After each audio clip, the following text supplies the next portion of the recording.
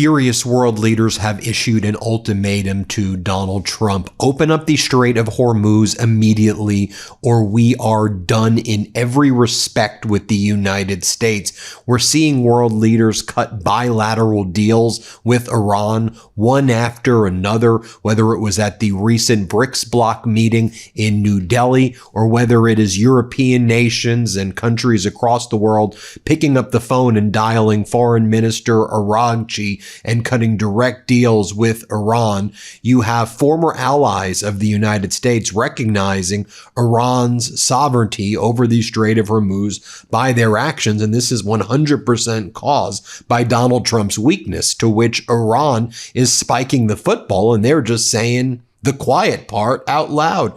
Here's what they posted.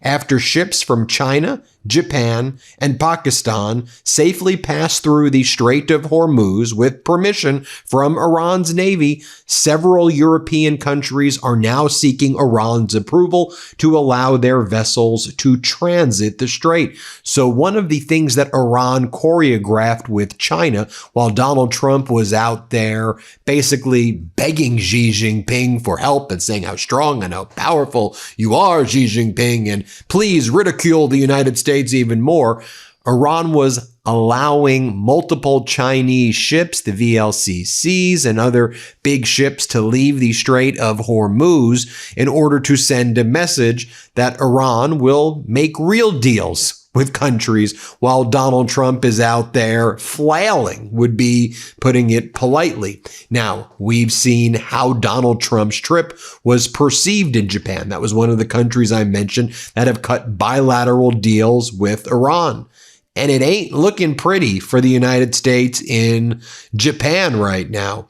Take a look right here at, this is typical right now of Japanese television programming. Hat tip to my friend Thomas Logan, who lives there, who's been sharing with me the sentiment in Japan right now. This is pretty much what sums it all up right now. On one Japanese TV network, Japan has been unceremoniously sidelined by Trump, and they now watch him sucking up to the red Chinese. So soon after Japan's Prime Minister Takaishi showed up and tried to flatter Donald Trump in Washington, D.C., flailingly in retrospect, but Donald Trump was out there bending the knee, bowing down to Xi Jinping. Or you have a professor from a renowned university in Japan, Keio University, and here's what he says. The U.S.-China summit was awful. This is the sentiment of kind of top-level elites and all of the people in Japan, rather. The U.S.-China summit was awful.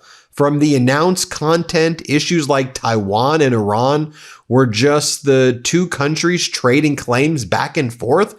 Trump was more in salesman mode than as a U.S. president, making no strong assertions on global issues, not even discussing U.S.-China macroeconomic problems like he did 9 years ago, and merely pushing for purchases of U.S. crops and encouraging Chinese investment in U.S. companies. Above all, when Xi Jinping belittled the United States as a declining nation in his opening speech, there was no sign of anger on social media. He just blamed it on the Biden administration. I can feel America's decline. Even though Japan's security is anchored in the U.S.-Japan alliance, I no longer think we can fully rely on it. So the lesson from this summit is that we should broadly pursue alliances with other countries as well. And that's exactly what they're doing with Iran. You have Canada strengthening its Arctic defense ties with Nordic countries as trust in the U.S. weakens under Trump's threats to seize Greenland and annex Canada. And just watching how pathetic Donald Trump looked in front of Xi Jinping. That's not a quarterback. That's not a general. That's not a leader. That is some weirdo follower, bizarre behavior. Oh my God. Donald Trump acted the way he has people in his regime act at those cabinet meetings towards him. That's how Donald Trump acted for Xi Jinping. The United States of America bowing down to the leader of China in that way, throwing away the relationship with Taiwan, getting nothing, giving everything. It was the most pathetic trip in American foreign policy history. We're learning that Canada expanding its military cooperation with Denmark, Finland, Norway, Sweden, Iceland, while helping Greenland develop a local ranger force modeled on Canada's Arctic Rangers, special forces in Greenland being trained to block a Trump invasion. That is where we are. The U.S. destroying its relationship with NATO, while the BRICS nations, Brazil, Russia, India, China, South Africa, and the other nations like Iran, strengthening their ties in New Delhi, India, while Donald Trump be clowning himself and be clowning the United States in Beijing. But the European Union is out there helping Ukraine, helping Zelensky. Zelensky's helping the European Union. It goes both ways. If anything, one can make an argument that Zelensky's helping Europe more than Europe is helping him. Although, look, let's face it, the loans and the money, Ukraine needs that in order to build its drone interceptors and its drone technology and its unmanned vessels. But Ukraine's technological innovation is first rate. It's first class, best in the world right now. The European Union now set to approve the terms of a 90 billion euro Ukraine loan next week, clearing the way for the first 9 billion euro payout in June. The money would fund 5.9 billion euros in drones and 3.2 billion euros in budget support, including soldier salaries. The loan, agreed in December, is backed by joint EU debt after plans to use frozen Russian assets stalled. Half the funds will be distributed in 2026, with the rest in 2027. Ukraine still faces a $135 billion euro budget gap, and EU officials warn more support may be needed if the war continues into next year, and it does indeed seem like that's going to be the case. So what's the perspective, though, from Ukraine on what Donald Trump did in China? I'm glad you asked. Ilya Pomerenko of the Kyiv Independent says, I love it. He's being sarcastic. I love it. The People's Republic of China, the PRC, hasn't even invaded yet. And Trump is already saying Taiwan has itself to blame for wanting democratic freedom and independence from such a, quote, very, very powerful big country. Oh, and Taiwan apparently stole something from him again. So Emperor Xi should just go ahead and take the world's premier microchip manufacturing hub. Remember, Donald Trump's like, Taiwan, they stole the chips from me. They stole it from me.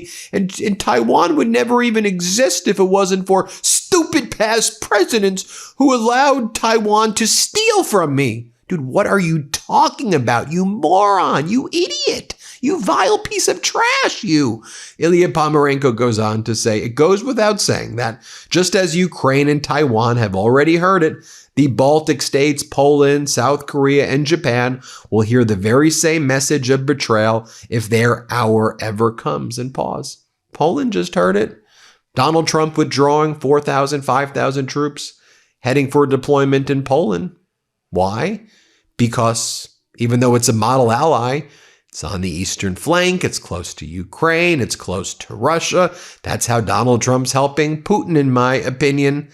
As Pomerenko says, this man Trump is capable of nothing beyond childish admiration for dictators, cheap, empty rhetoric, self-obsession, and lining his own pockets. But that does not mean the rest of us must sink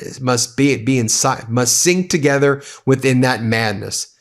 And it goes without saying that we don't need to do that. Also, you had Senator Tom Tillis. I'm not going to read the whole statement here. Republican from North Carolina, calling out Donald Trump for withdrawing 4,000 troops from Poland and allegedly sidelining General Chris Donahue, one of the nation's finest warfighters, by downgrading U.S. Army Europe Africa to a 3-star command. In other words, Trump's taking the U.S. Army in Europe Africa command and basically saying, we don't really need that anymore. So the top generals there would be downgraded as well. And it's like, what do you mean we don't need top command in Europe? That's Donald Trump helping Putin, in my opinion. And by the way, Iran's foreign minister, MB Ghalibaf, not foreign minister, speaker of their foreign minister is Aragchi. Their speaker of the parliament, MB Ghalibaf, here's what he posted.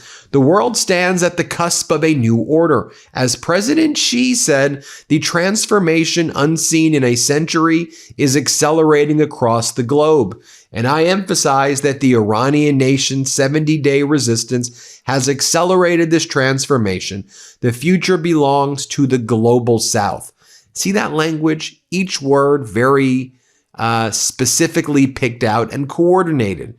All of this is planned. Donald Trump wings it. He wakes up. He posts stupid social media stuff, weird AI images about golden ballrooms and reflecting pools, where other nations are going to work, and they're serious. They have a sense of purpose of what they want, reducing the hegemonic power of the United States, eliminating it as the top power, allowing China to restructure the geopolitical architecture. That's what went down while Donald Trump was out there treating Xi Jinping like his king.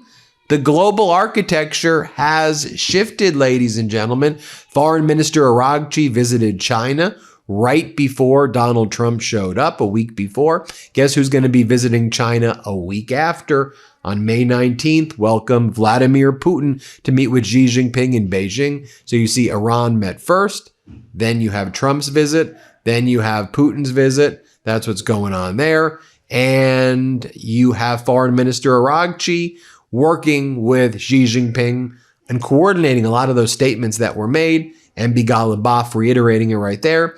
And then the Iranian foreign minister, he's going to work. He's at the BRICS meeting. He's on the sidelines speaking with this country, India, Thailand, Philippines. He's speaking with Azerbaijan, country after country. You know, he's putting in the work. He's putting in the work here. Meanwhile, you have Taiwan's foreign minister spokesperson had to come out with an urgent statement after Donald Trump said, why would we want to help an island, a small island, 9,500 miles away next to a big, powerful country like China? Why would we want to help them and give them any weapons? Like, why would we do that? Donald Trump speaking with Xi Jinping about weapon systems to Taiwan, violating American policy, and then showing utter weakness and now holding it over Taiwan's head that he may not authorize weapon systems to Taiwan. Here's what Taiwan's foreign minister had to say. Here, play this clip. Who cherish freedom and democracy. We want to emphasize that the Republic of China is a sovereign and independent democratic country. Beijing has no right to make claims over Taiwan. We also thank President Trump for his continued support for security in the Taiwan Strait since his first term. And I want to put this on all of your radars as well. Well, first, let me show you this. Germany's Chancellor, Friedrich Merz, he gave a recent speech, and he said, I'm a big admirer of America. My admiration is not increasing, though, at the moment. Today, I would not recommend my children move to the USA to study or work there simply because a social climate has suddenly developed there. That's one way of putting it. And then you have this meeting with Germany's former chancellor and U.S. Secretary of State Antony Blinken, who talk about how 70% of Germans now consider the United States as an adversary. And then he goes, I remember Chancellor, the former Chancellor of Germany, when we were together at the G7. I remember President Biden was sitting with President Macron, and Biden said, America's back. And Macron said, for how long? For how long? It's a good point. Finally, here's what I wanted to point out. You have Wes Streeting, senior member of the Labour Party there in the UK. He's going to put in his hat for leadership there if Keir Starmer resigns. There's lots of reporting that Keir Starmer probably will resign in the next few weeks. Whether that's true is we'll wait to see. But Wes Streeting, people say he's one of the people who may be in line to become the prime minister, and he'll put his name into the leadership battle. We'll see. And here's what he has to say. Britain's future lies with Europe, and one day, we will be back in the European Union. He said that he would enter any potential Labour leadership contest as he set out his beliefs in his first major public speech. And he says leaving the European Union was a catastrophic mistake. And we saw that European Union meeting in Yerevan, Armenia, with all of the European political community members, and Canada was there as well. We saw a big Bucharest 9 meeting that just took place. You saw the BRICS meeting take place. You saw the conference in Turkey with the Gulf states that took place recently. And while all that's taking place, you have Donald Trump going to China, Xi Jinping, and Trump acting like a Xi Jinping fanboy. So weird. Let me know what you all think. Hit subscribe. Let's get to 7 million subscribers. Thanks for watching. New Midas merch. Head to store.MeidasTouch.com today and get yourself the best pro-democracy gear and show your support. That's store.MeidasTouch.com.